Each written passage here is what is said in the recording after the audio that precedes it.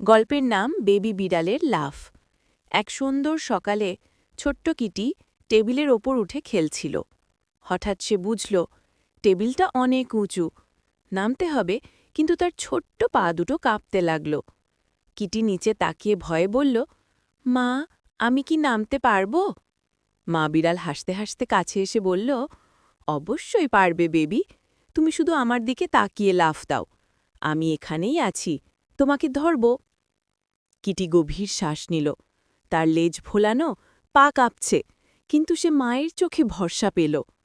ঠিক আছে মা, আমি আসছি।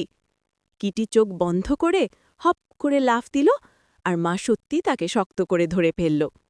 মায়ের বুকের নরম গরম অনুভূতি পেয়ে কিটি খুশিতে বলল, ইয়াই, আমি পারলাম, আমি সত্যি পারলাম। মা তাকে আদর করে বলল, তুমি সব সময় পারবে, যদি আমাকে বিশ্বাস করো। কিটি মায়ের গায়ে মুখ লুকিয়ে মিউ করে বলল, মা, তুমি আমার সুপার হিরো।